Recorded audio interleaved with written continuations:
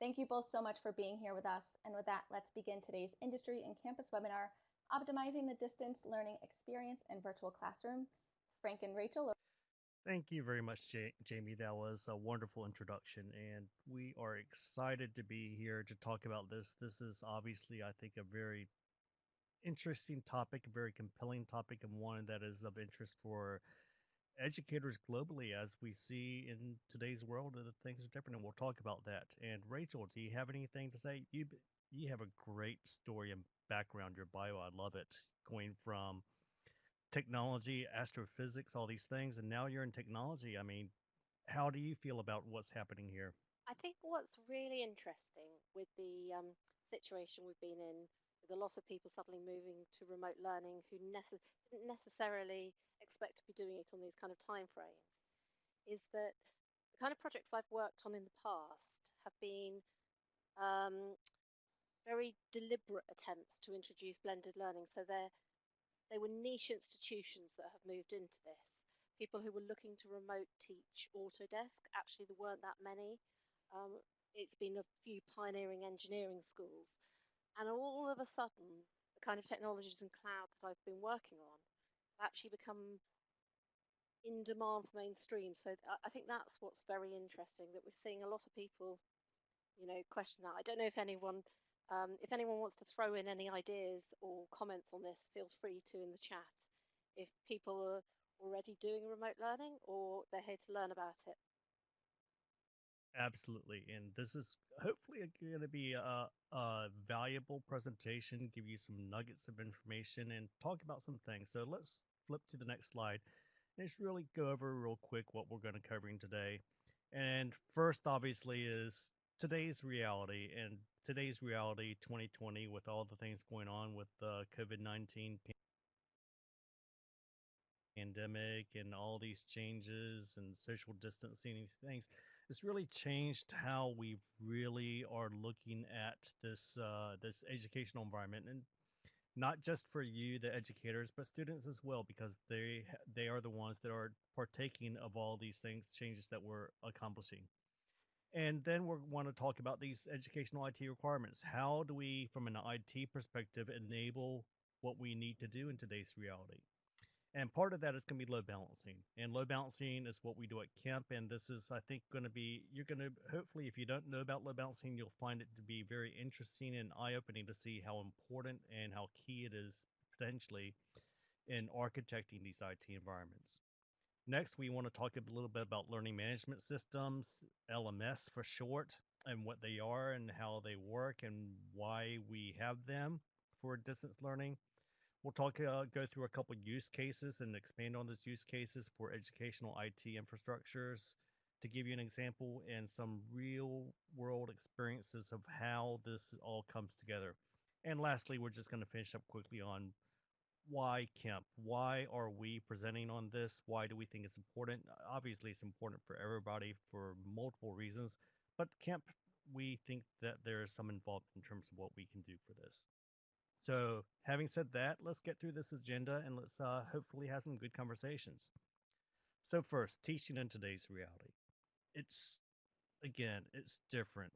The in person classroom is still there to some degree, but a lot of it's kind of going away. And so many places here in the US, in Europe, in the UK, globally, it's all becoming what we call distance learning. And this distance learning means that you do have your books and your papers, but you also have your digital devices and you're connected to the internet. You're doing Zoom calls with dozens and dozens of people. And providing that educational environment for you to communicate and share and learn is very different. I know, Rachel, that you've had multiple conversations with various educational institutions and the challenges they've been dealing with in today's reality.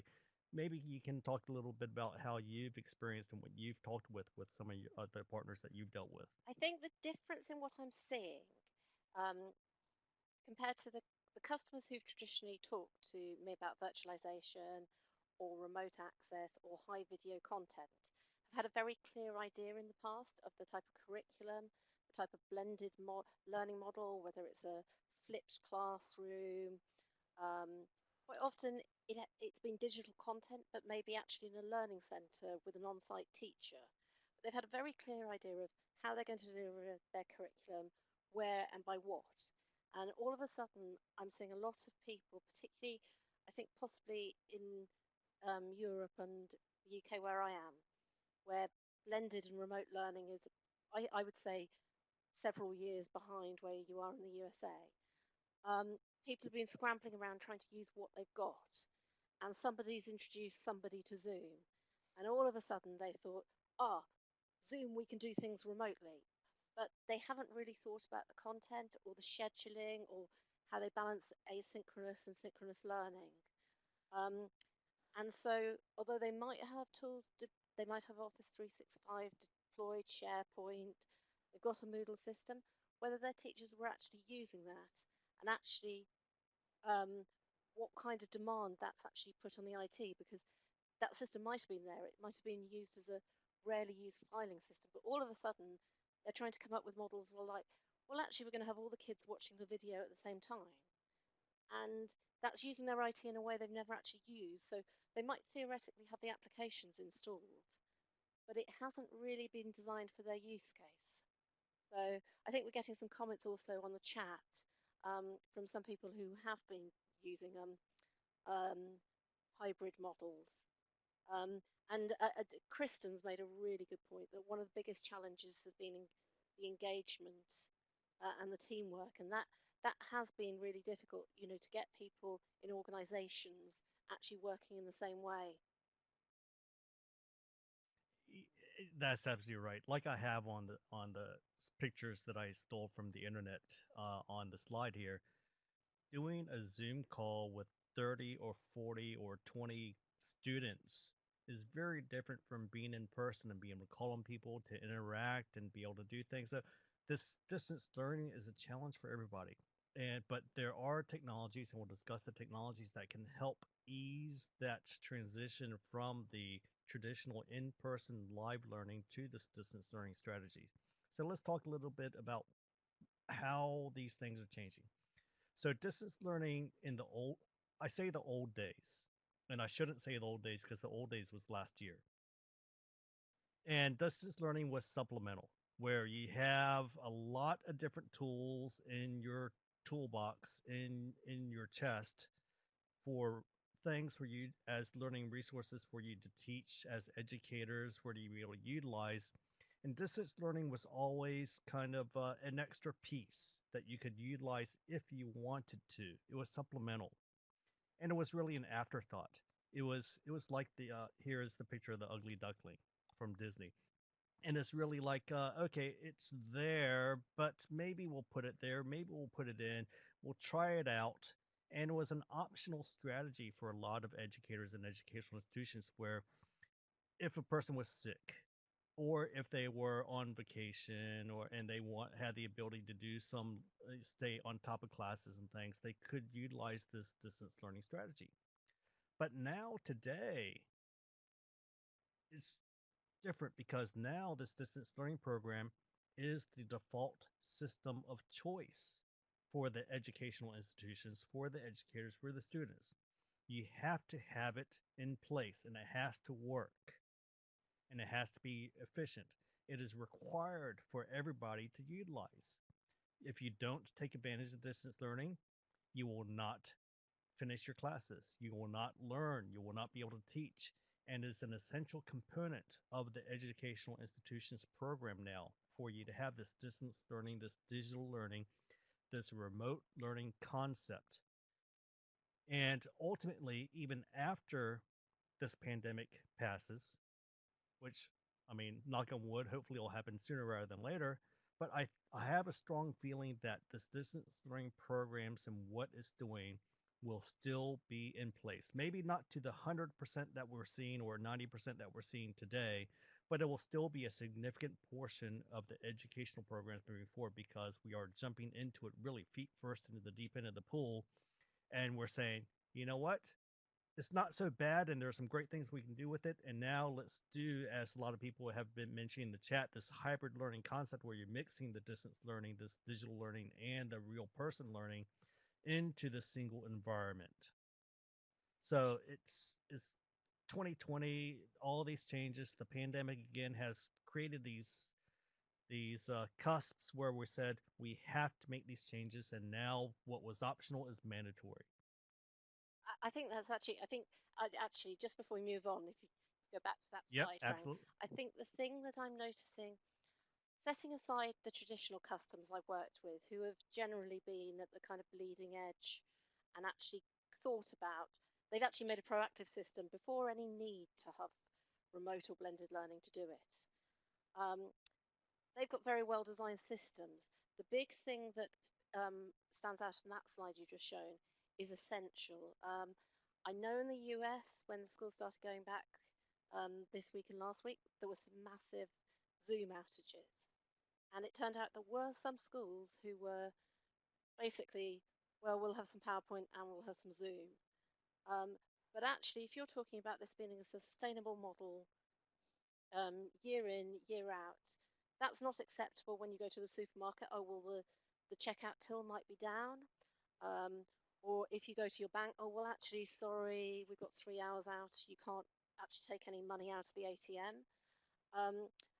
That kind of rigor that we've seen in enterprise is actually what's going to be demanded in schools because, particularly for schools to prove value, you know, if universities are taking fees or they've got to justify that they're doing due diligence in the public education system, it's not acceptable for a kid to miss a day of schooling because your IT is a bit broken. That's exactly right. And that's a lot of what we want to talk about today is that because it's mandatory, it's required, is now kind of the de facto standard for how you deliver the learning, at least for today. We have to make sure it's available. We have to make sure it's available, certainly from the student standpoint in terms of them being able to access it, but also from the IT infrastructure and us as the IT people that manage and design and develop this infrastructure. We need to make sure that we cover our bases so that things do not fall apart, that there are not outages, where you can minimize the outages, minimize the points of failure to make sure that this educational system is always going to be available. We can't have quote unquote snow days because IT is down. So the next we have this poll, and the poll is really asking everybody, and I would like you to look at it if you can. Tell me about what you're doing for distance learning solutions. Are you ready for what's happening in this 2020 and what's going to be moving forward? And we put in some ranges from yes, absolutely, we are 100% distance learning ready. We know that we can do it when we can support the load. Oh, we're good. And I'm just here because I need to do something during my lunch break or my afternoon break, tea break. All the way down to distance learning, we have no clue what we're doing. And of course, in between, and somewhere in between. And as we're looking at these results come in, it's coming to mostly where I was kind of predicting. And if you have other thoughts in terms of what I didn't put here in this poll, certainly put it in the chat and we can chat up and respond to you and listen and look at those comments. So this poll here, we're getting a pretty good response, and we'll let it go for a few more seconds. But I can see here, for the most part, everybody's saying mostly. In other words, they have distance learning programs, pieces in place. They probably have it. They know it works, and they've really pretty confident that it's worked in the past, and they're pretty sure it'll work for what's moving forward, but they haven't quite pushed the limits in terms of performance, in terms of getting 100% of the students on board. And then number two is just a little below that. They have something, but they need to do some adjustments because again, it was a supplemental thing. Probably it was put in as an afterthought, and they really need to go up. And then, of course, then we have the other folks, and I appreciate the people that say Absolutely, 100%. I cheer you. I'm backing you, and I'm also going to say to myself, Murphy's Law. There's always something that's going to screw up somewhere that we haven't thought about. So always keep on rethinking and relooking and retweaking what you have. So let's move forward with this presentation. So let's talk about the IT requirements for distance learning. And we talked about this a little bit as we went through this introduction, this background. And the first we need obviously availability. We cannot have the distance learning system, this digital infrastructure be down. It has to be up and it has to be there. We cannot have students with nothing to do because something broke on our side, or maybe something broke through the internet, like the Zoom or a third party service, or some fiber got cut in some location that caused outages. That is not acceptable if we can create solutions to bypass those problems. Number two is agility. These systems are changing constantly. Our requirements for what we want in our distance learning programs are changing constantly. Today, we may say, okay, we want to be able to have some sort of group calls. We want chat sessions. We want to be able to do online tests. We want to be able to do other things. Tomorrow, you might say, well, I want to do some virtual labs. I want to do something else. I want to do virtual field trips. I want to do some other concepts that I might not have thought about. How can I incorporate them into this technology, and can I change my technology infrastructure to support this so that I can meet what I want today or tomorrow? So we need that agility to be able to quickly change our colors, to change our ability to do things. And last is I think one of the major points is scalability. We have these distance learning programs. We might have had something again last year that supported maybe the occasional student, maybe 5% of the students, maybe even 10% or 20% of the students. But now again, we're looking at 50, 70, 90, 100% of the students being able to be able to access the system. And now the educators are going to be using the system 100% for their learning, uh, for them to distribute their learning programs instead of doing in person. So we need to have the ability to scale this infrastructure to support all these people that are accessing it whenever they're doing it. So how do we take advantage of these requirements and build it into our infrastructure? So a key piece of this is load balancing technology. Load balancing the application experience. The application experience, when I say application experience, because it's not applications being on the online, distance learning, these learning management systems being on the network or being available on the internet, is not just this binary on off. It's there, it's not there. There's a whole range of, yeah, it's there, but it's low. It's kind of works, and this piece works where so and so. You need to make sure you can optimize that application experience, and load balancing technology is a key piece. Load balancing technology has been around for quite a while, and it's a very relevant technology for this and cloud technologies, etc. The first thing that load balancing does is it distributes the traffic. It's the traffic cop. It takes all the traffic and distributes the load across multiple servers, multiple infrastructures, so that you can balance the traffic so that it is reasonably managed. So you don't have these traffic jams and roadblocks and other pieces because all the traffic is going down certain paths and not other paths. The second thing it's going to do is going to provide health checks.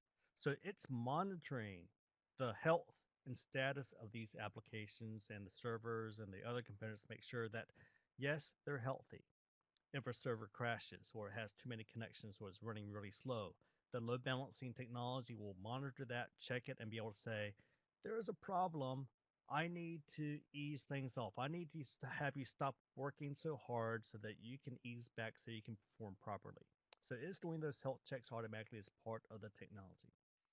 And the last piece is flexibility. It needs to give you the flexibility for that agility and scalability.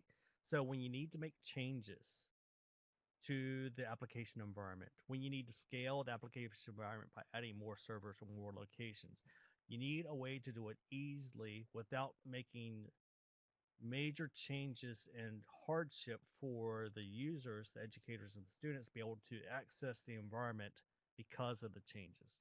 You want to be some sort of barrier or funnel to sit in between the applications, and the educators and students, the people using the system. So for those that don't know load balancing technology, I'm going to go through some quick load balancing fundamentals in terms of what I mean when I talk about these features and what it can do for you. So first, we have this concept called server load balancing, SLB. And I'm going to get a little technical here. And if you're technical, that's great. If you're not, I'll try to explain it. It's a reverse proxy, so that those two boxes in the middle of that diagram, that's your load balancer, and they are the reverse proxy. In other words, they're acting as a proxy for your applications. Your applications are sitting at the bottom of the diagram. The RS, the real servers, are the applications, and these applications could be anything. It could be one of the learning management systems like Moodle, like Canvas. It could be a student information system like Illusion. It could be Exchange, SharePoint, or anything, these applications. And the load balancer is managing the traffic to multiple instances of these applications and distributing, like that traffic cop in the last slide, distributing that traffic across all those servers and presenting what we call a virtual server, or VS, to the clients, to the students, to the educators, so that it is now hiding those real servers and you are only accessing the virtual server as the educator or student, so that you can make changes on the back end without anybody knowing. So this provides that dissociation, gives you that flexibility, that scalability that we need. The second piece of load balancing technology that's important is called global server load balancing, GSLB. And this is balancing traffic using active DNS. So it's monitoring DNS and responding to DNS, the DNS technology, the name lookup technology of the internet, to be able to do multiple things. One, we can do geographic distribution. So if you're a large multi-site organization where you have students and educators across the country or across the world, you can set up data centers or clouds in multiple locations and direct people to the region that makes sense for them. So you can send the US or North American clients, the students and educators, to the North American site, while the European students and educators get sent to the European site, et cetera, et cetera. And we can do that based on what we call geolocation. We know where the IPs are coming from, we know where they're located, and therefore we can steer the traffic appropriately. The more common thing that we see is what we call disaster recovery for this failure. So you have your data center, you might have multiple data centers, you might have some stuff in the cloud, and if one of those things fails, if your primary site fails or even your secondary site fails, we can detect that and steer traffic to that redundant location so that you don't have any actual outage of the application. So the primary site fails, the load balancer detects it and says, okay, that's no longer there. I'm going to send everybody to the other location where there's still resources available. And the third piece is cloud services and scaling. People also call it cloud bursting, where cloud bursting gives you the capability to say, I'm running out of resources in one location. I need to add resources in another location, usually the cloud, and start steering traffic to that location, so that we can provide that scalability that we need to meet the demand that we have. So the global server load balancing and local load balancing make a lot of sense. And let me see, my camera just... While Frank sorts out his camera, actually Yes. this automatic scaling of cloud services is something that I've seen even pre-COVID. That's become very popular in further and higher education, community colleges, as well as university engineering departments, because it's quite common, especially in universities, to be very semester driven. The resources you need to teach in the first semester, an introduction to AutoCAD course, are way below the needs of somebody in the research engineering department who's handling a Textron model, 40 gig model of a helicopter. And so actually that scaling and pay as you go, although per hour or whatever, it's not particularly the cheapest option. Actually, if you've got a very time-delimited course, and you might have fluctuating student numbers, students in different geographies, that's becoming a very, very popular model with universities because they can cost up per course and scale those courses, and then when it's over, we don't have to maintain the service. And Exactly right. And that's a very good point where in the traditional business world, the traffic load is fairly consistent and predictable. In the educational world is predictable, but it's not necessarily consistent. So, for example, class registration time at the start of the semester on a semester-based system, traffic really spikes up. A huge amount of students scramble to register for classes and get everything fixed and sign on and learn the new system and everything. And then you have this slower period during the semester, and then towards the end of the semester, when you get towards the end of the semester and testing and the exams period and everything else, traffic spikes again. So you have this very spiky traffic pattern within the educational system that you have to deal with, and that bursting capability becomes very, very useful in those scenarios. So let's talk about learning management systems. And again, if you know, and if you're an expert in learning management systems, this will be a refresher. Otherwise, I'm just want to give you some ideas of what we're talking about when we talk about these learning management systems and LMS. So first, what is a learning management system? And here I stole this from Wiki.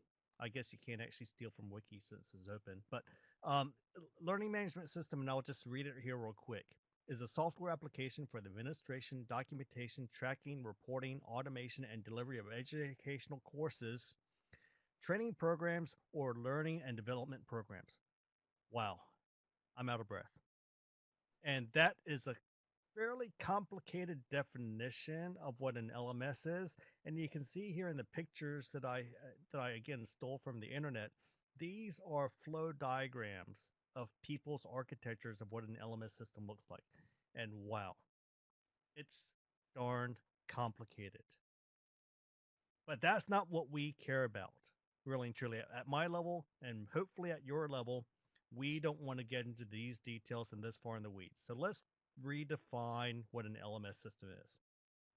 Here's my definition: a digital version of a classroom and all the tools needed to manage a class. Simple. I want to replicate the classroom in person experience end to end for the student and for the educator in an online world. So I'm going to have some sort of online calendaring system. I want to have some sort of online grading system so I can record my grades. I want to have a discussion forums and group forums so that my students and I can collaborate and share information and discuss things.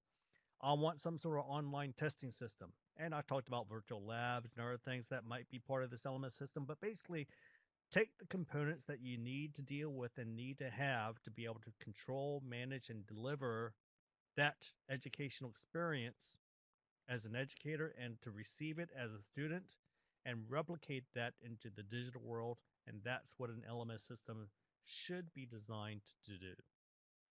And this is not a comprehensive list, it's just a partial list of some of the ideas that you would want to translate into this digital environment. I think, Frank, what I'd say about this point is um, the customers I'm seeing at the moment who've had to, rapidly switch to some sort of remote modeling, remote learning system.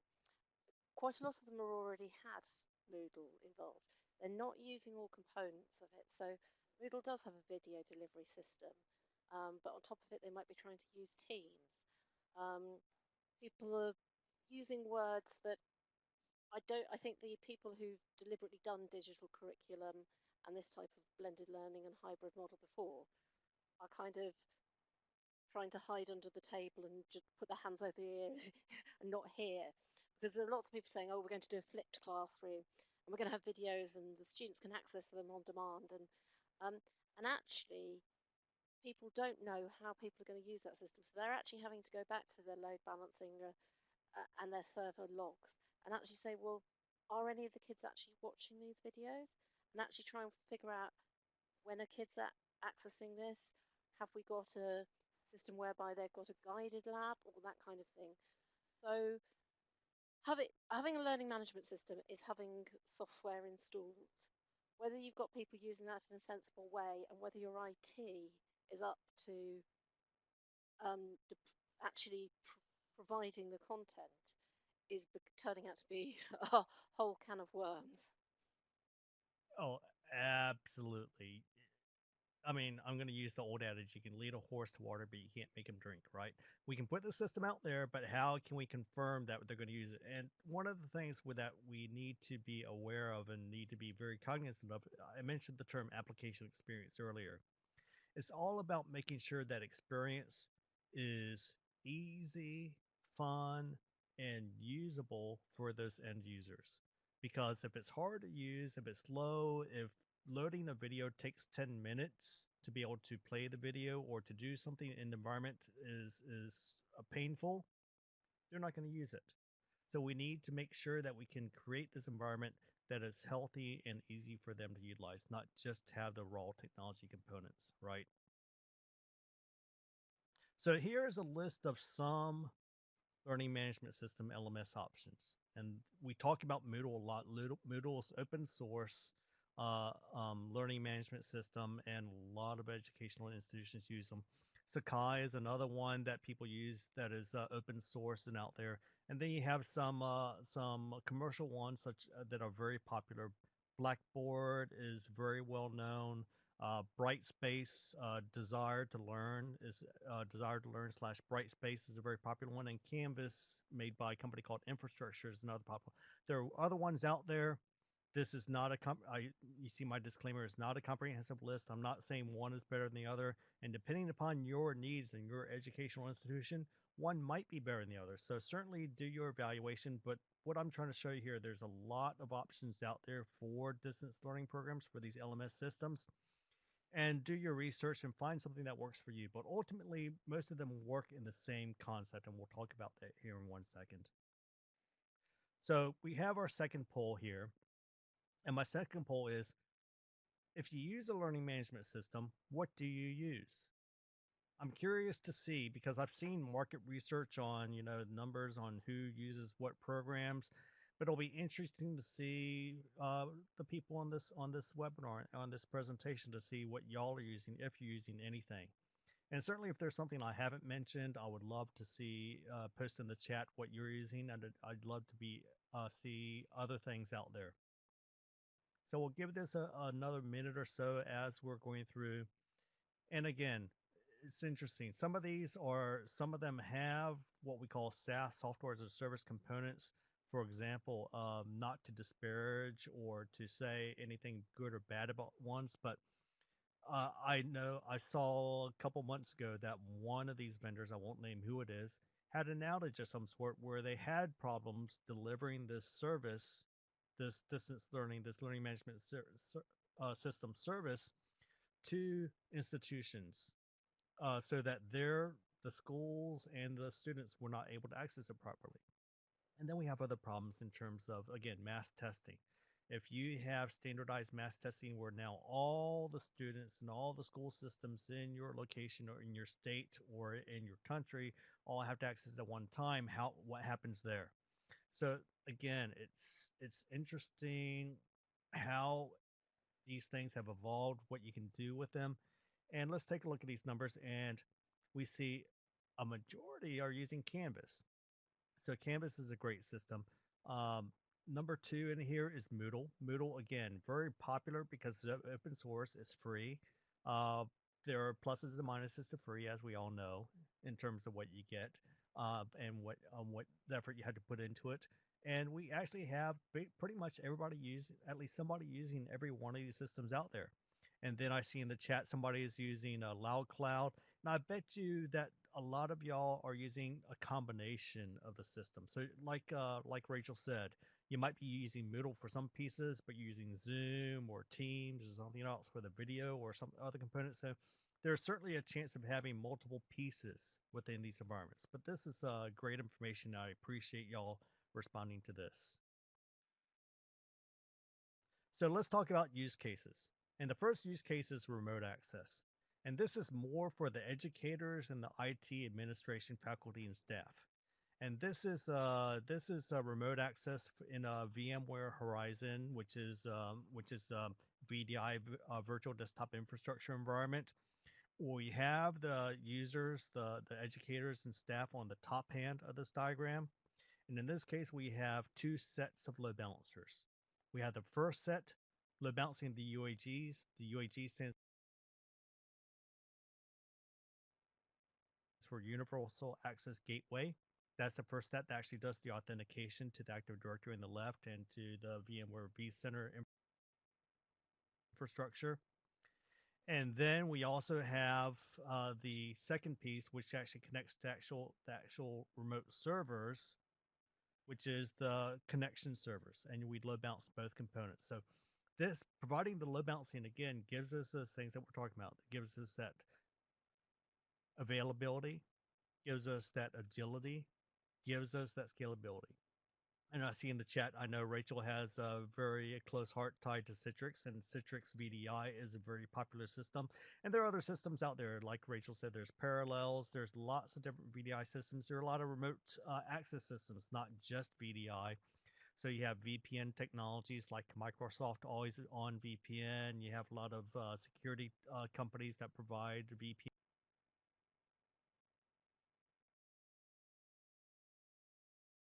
technologies and other pieces, and but ultimately all of these technologies for access should have that load balancing components to give you again that availability, that agility, that scalability within these technologies so that you can manage and you can provide the back end support for these infrastructures.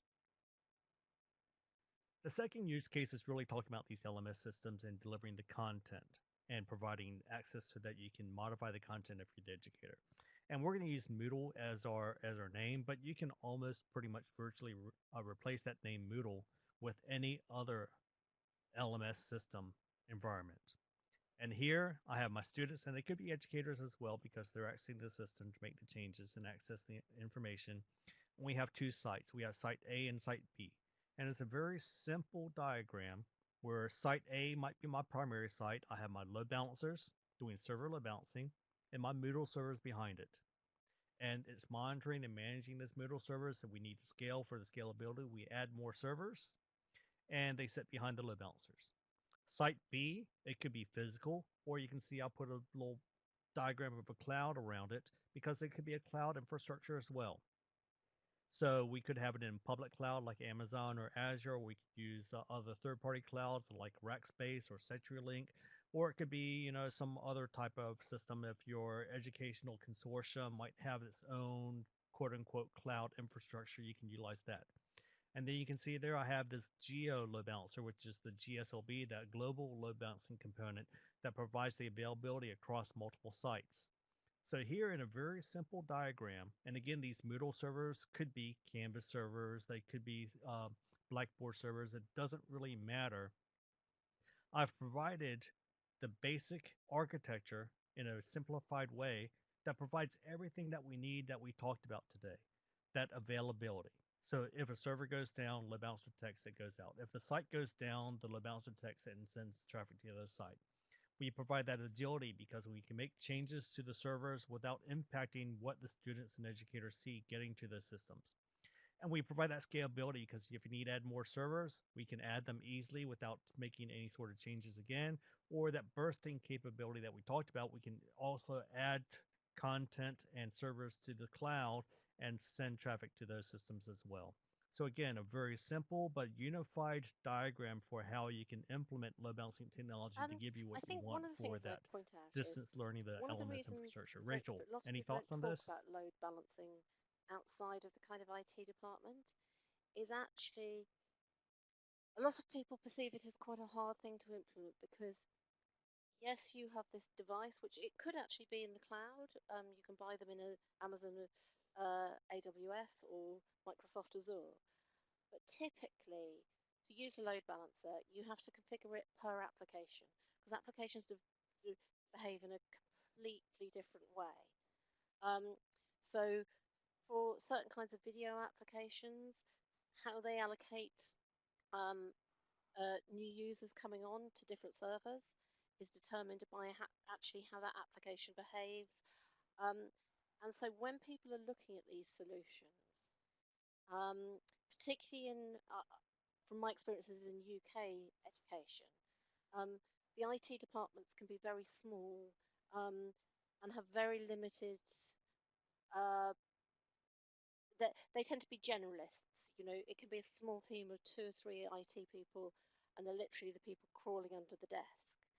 Um, and so a lot of people have been kind of deterred by a lot of these technologies um, because actually getting yourself up to speed with how to configure a load balancer for a Moodle can be quite difficult. So when you're looking at a load balancing technique, looking at the tools per application, whether a technology actually comes with anything specific for education or your specific set of applications is usually a good place to start.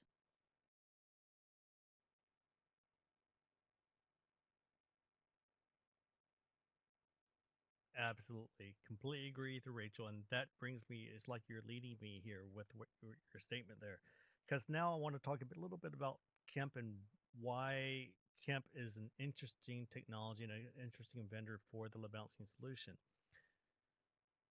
And we've dealt with a lot of educational institutions. I've dealt with education. I actually used to work for a small liberal arts college in Pennsylvania back in many, many years ago. So I feel like I understand. I have a lot of people in my family and other people, and of course, colleagues such as you, Rachel, that work in the educational industry. And we have a lot of this within Kemp. But Kemp, at a core, we focus on this load balancing technology. This is the core component of what Kemp does. So this is the Kemp value. And what we do is exactly what we talked about in this presentation. We make these applications highly available. We improve that scalability and performance. We secure and optimize that application delivery. And we do it we do it just kind of differently from what you might see from other vendors because number one, we focus on that load balancing technology, and focusing on the load balancing technology means that we focus on the applications, on these workloads, and making sure that we understand the applications and how they get integrated. We're platform independent. We can work in multiple environments, you'll see, and we try to make it very easy for you to consume this technology. And this is an important point that Rachel mentioned because you don't have a lot of IT staff. You don't have IT staff that can learn every single aspect of the IT environment because it's just so broad in terms of networking, application, scripting, web servers, and all the physical components, all these other pieces that it's just impossible for you to manage everything by yourself. So you need assistance. So with that value, one of the key things that we want to talk about here is also we provide what we call application templates. In other words, if you're using a distance learning system, if you're using an LMS, a learning management system, such as Moodle or Blackboard or Canvas, we have templates that you can use. So you can use the Kemp technology. You can say, I am using Moodle. I can download the template for configuring load balancing for Moodle. And this template will cover really probably 90% of the configuration needs for that specific application. So you don't have to worry about the little nuances. All you have to do is worry about the major things. What are the names of my servers? What are the IP addresses I'm using? And everything else in terms of how do I manage it? What are the ports? How do I distribute the load? What kind of health checks? That's all going to be pre-configured. So we understand these applications and we take time to make sure that we work with these applications and work with the end users such as yourselves, to make sure that these templates are designed to meet your needs. So it makes the deployment much easier, makes it quicker, and makes it so that the expertise is now built into the template instead of having to be built into you, which requires a huge learning curve or potentially a huge learning curve. So again, the templates are a key component to make your life easy to incorporate these technologies. And again, the benefits of these technologies, as we said throughout this presentation, are really so critical, so huge, so big in terms of the benefits that you should be looking at load balancing technologies at a minimum, if not implementing or have already implemented some of these technologies today. To give you an idea, it's not just me telling you this. And Rachel, I appreciate you being here because I'm going to passively say that you kind of support what we do as well at a minimum. But it's a lot of your peers. So Gartner, most people know who Gartner is in terms of the analyst firm, and they have this peer insights, which is customer reviews. They're all certified. Gartner certifies every single one of these customer reviews.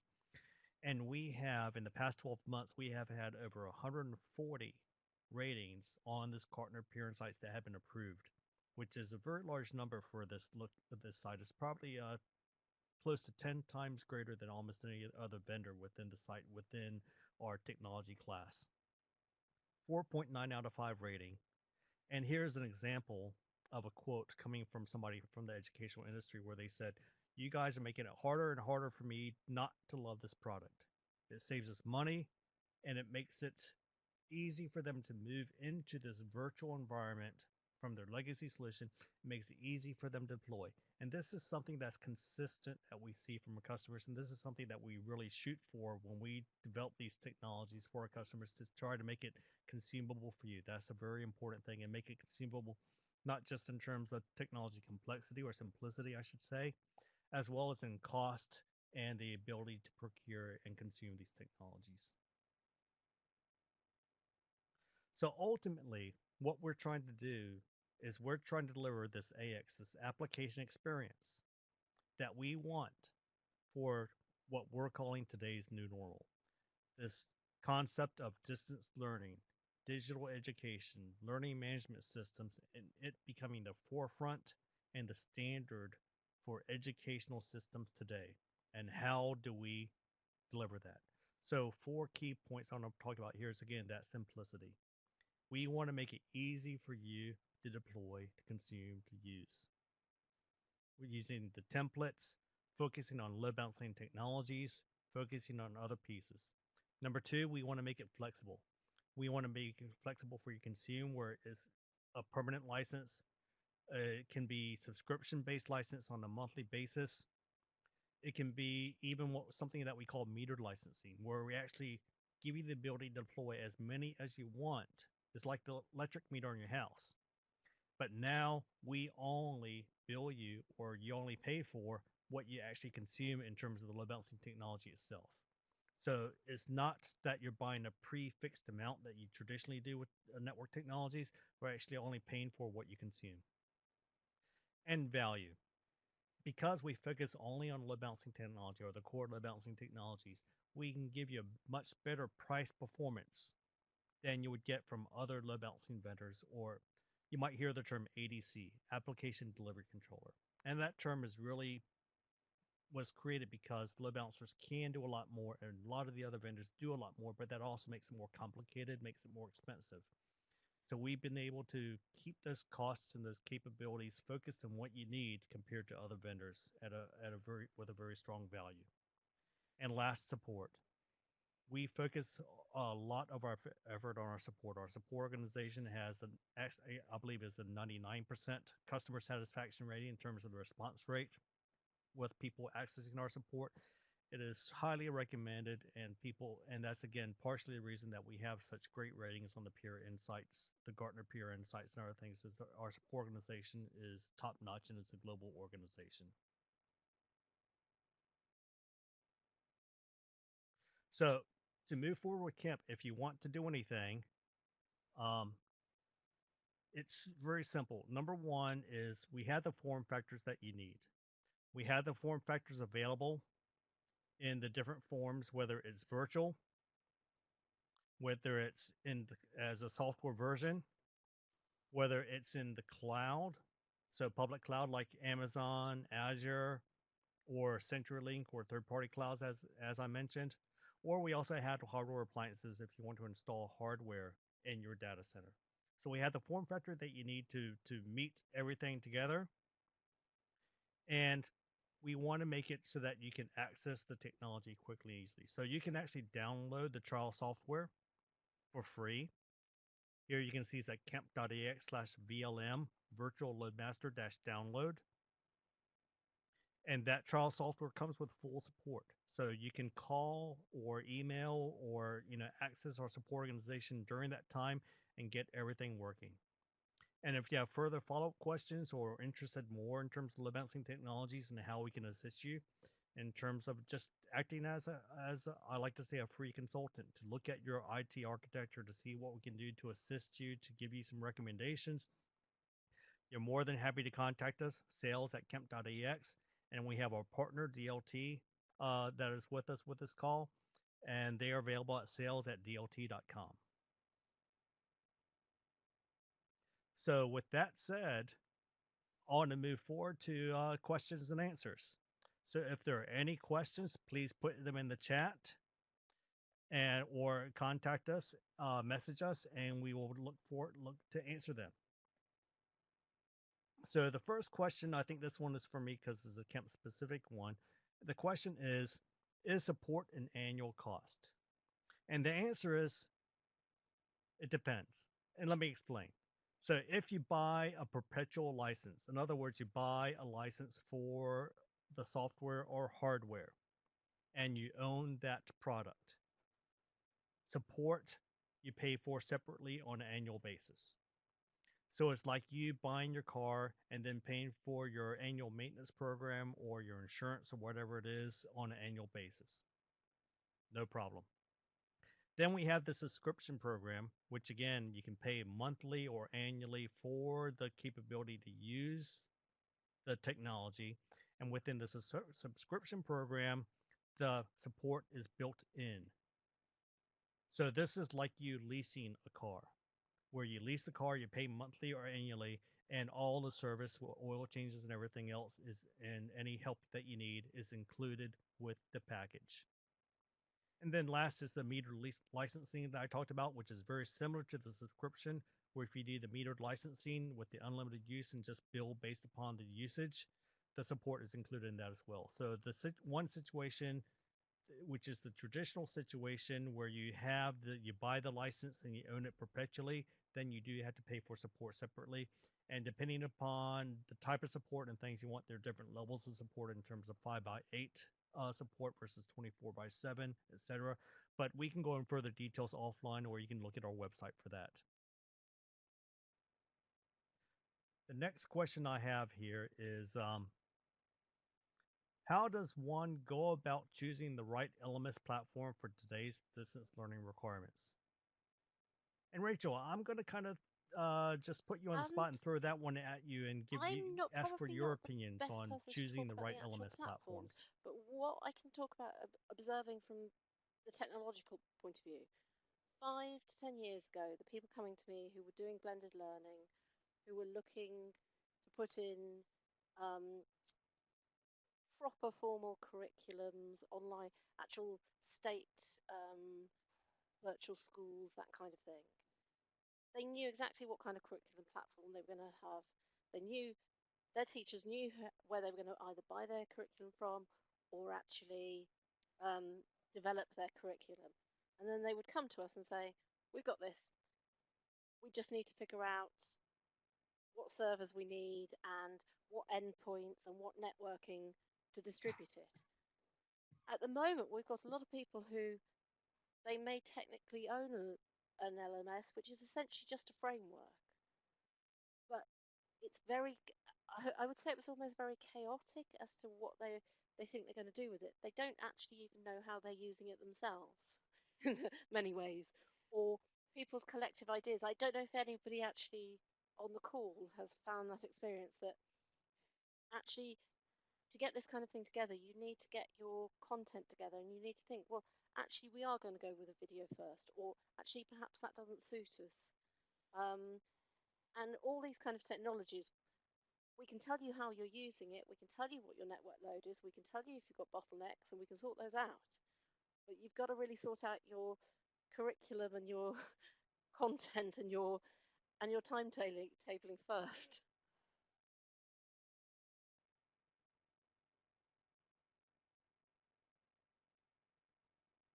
Yeah, absolutely. It's a challenge because you have a lot of details in terms of what you want to create and what you want to put into the system versus what you do in person and somehow translate and find the system or combination of systems to make that work right. So it's definitely a very challenging decision. And I'll tell you, really and truly, you're probably never going to find something that 100% I mean, fits all your requirements I and think you're completely after happy with, the but you poll, I'll try be to make telling the people best that to I get can things now, working. because I've not used One come last, across Canvas very go ahead. much. So I think having seen the results of that poll, that this has definitely changed the priority I'd ask tell people to look at evaluating that one.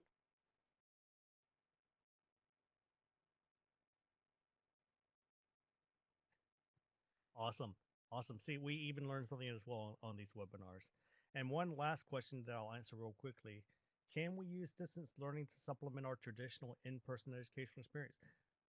100%, just like we've been saying, just like what we've been seeing in the chat.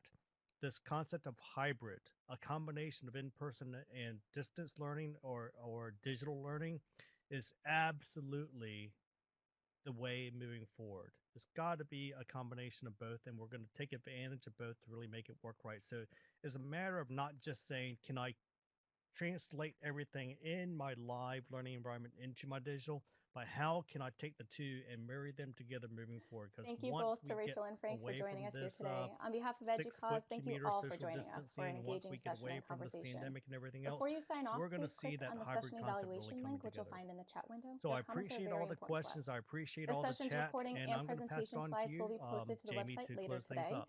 Please feel free to share it with your colleagues. And finally, please join us for the next Industry and Campus webinar on September 10th at 1 p.m. Eastern to hear about how to leverage technology to create a more agile campus. On behalf of EduCause, this is Jamie Farrell. Thank you all again for joining us today.